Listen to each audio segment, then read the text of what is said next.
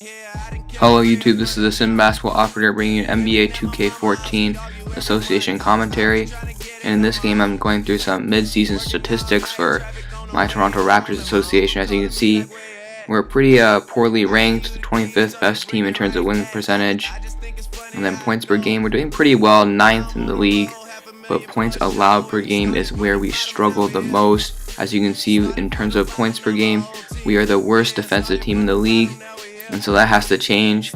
I will not be performing the Rudy Gay trade, mainly because the Kings actually won't accept that trade in this game. So instead, I'm going more to this trade, where I'm going to be trading Landry Fields for Brandon Wright and a pick. I'm going to throw in one of my redundant players in Austin Day in this trade. And I'll see you in this upcoming game against the Charlotte Bobcats.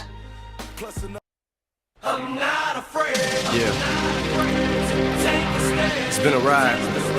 You can try and read my lyrics off of this paper before I lay 'em, but you won't take the sting out these words before I say I'ma be what I set out to be, without a doubt, undoubtedly. And all those who look down on me, I'm tearing down your balcony. No ifs, ands, or buts, don't try to ask him.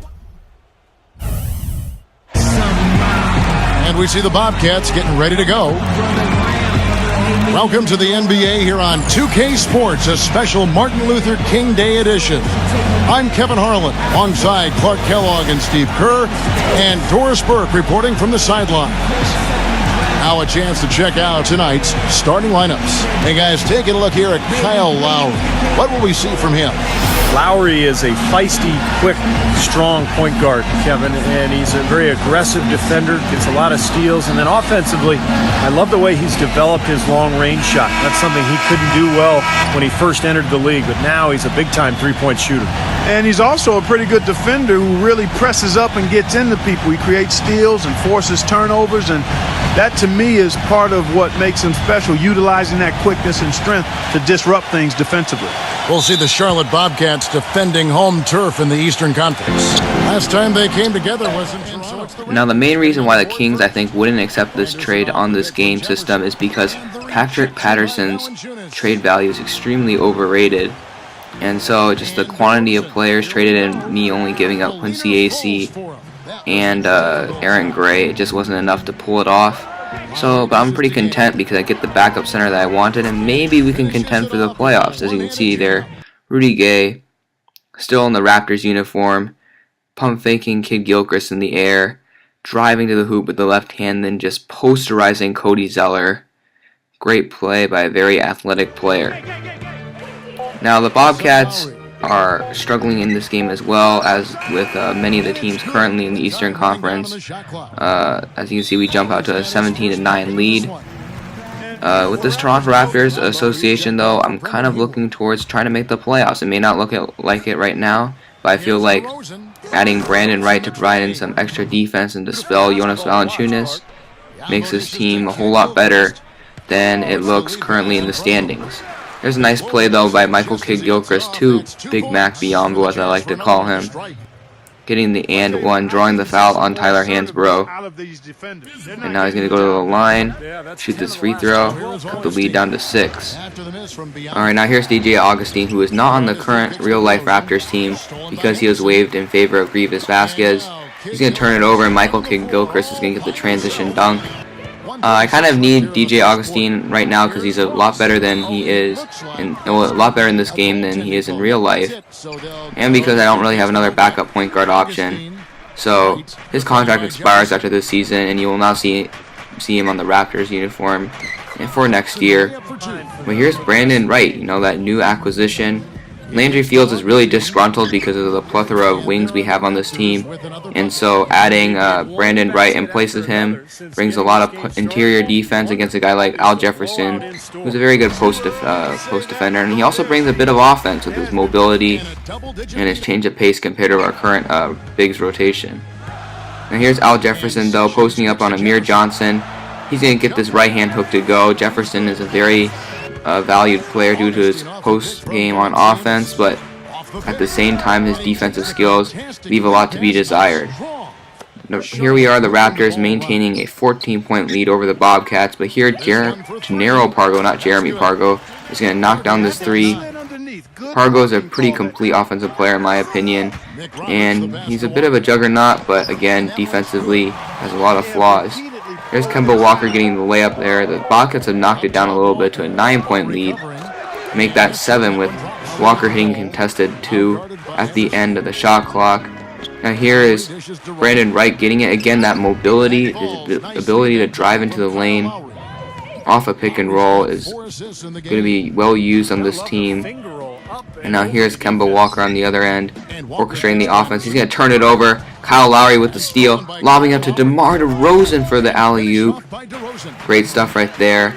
The lead is back to double digits, but then Kemba Walker missing this transition layup, but Kid Gilchrist, the scrapper that he is, he's going to be able to put this one up, back, and in. And with Walker missing this last-second heave, we're going to go into halftime on this Martin Luther King Jr. Day, 55-46. Pretty good start against between two crappy teams, and I'll see you guys after the halftime report. Now, presented by Sprint. Glad to have you with us on Martin Luther King Day. Let's get rolling with the halftime show. The Philadelphia 76ers are trailing Washington out in Washington. A lot of ground to make up for them, not a lot of game left.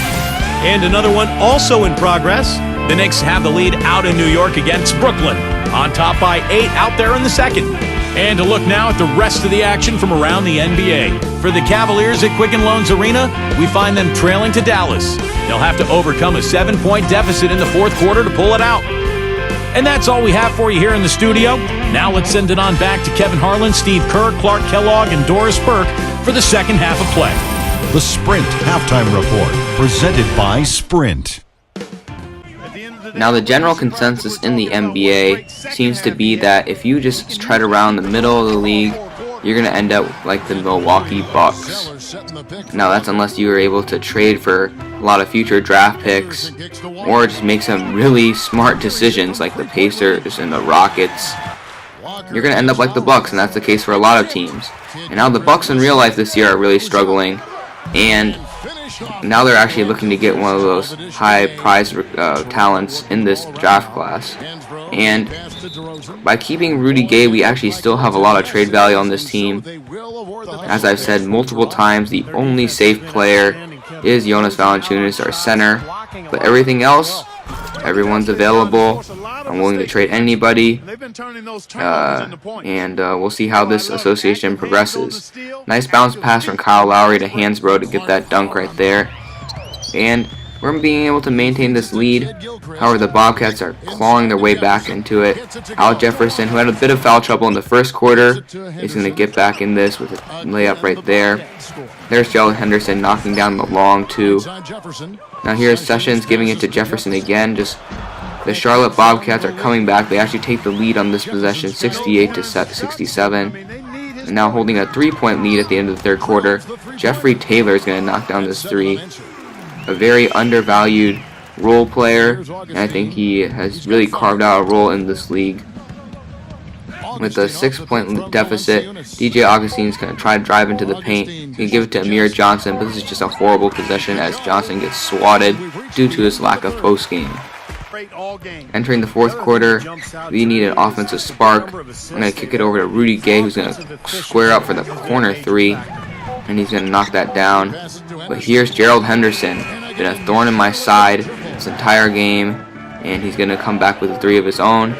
But the Raptors keep moving the ball. Jonas Valanciunas getting the finish over the shorter Al Jefferson. And then running a design play here for none other than our 3-point specialist off the bench, Steve Novak. He's going to get the nice double screen on the side, square up and kill Gilchrist's face, and knock it down.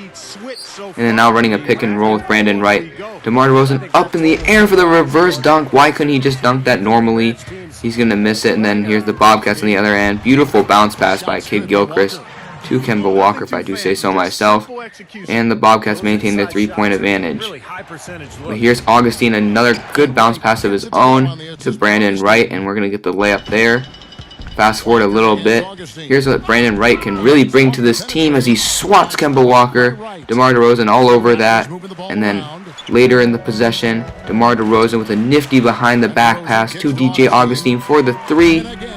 to give us a 2-point lead. This is quite the string of possessions we're having here. And then applying that full court press, which I'm beginning to use a little bit more often. And the on-ball pressure leads to the Steve Novak dunk. Yes, this is a video game, otherwise Steve Novak wouldn't be getting a dunk. He is a 3-point specialist, and that just happens once in a light year. So here's Michael Kidd-Gilchrist driving to the paint, trying to keep the Bobcats in it, but the Raptors have surmounted a 6-point lead.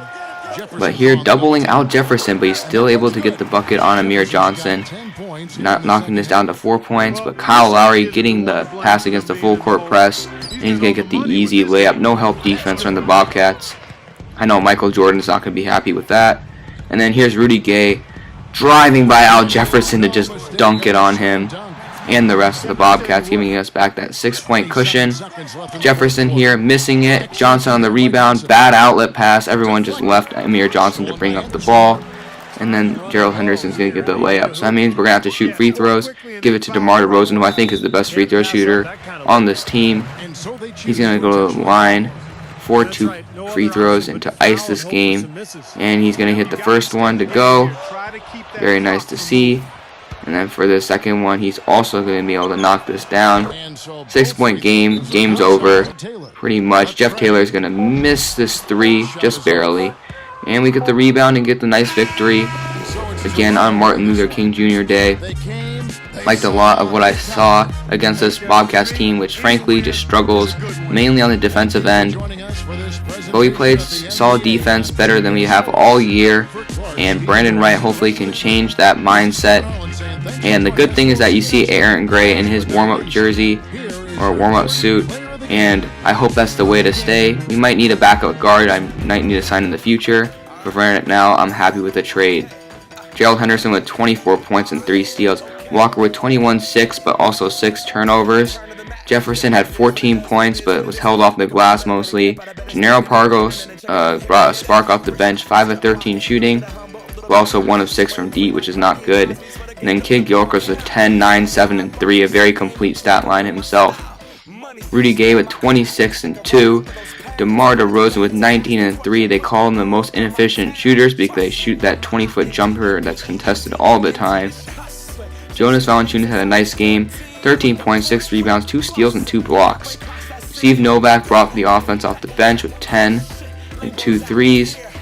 DJ Augustine played pretty well with 10 and 6. Brandon Wright with 8, 6, 2, and a block. So happy with him as my backup center. I'll get some team stats here. Dominated all facets of the game.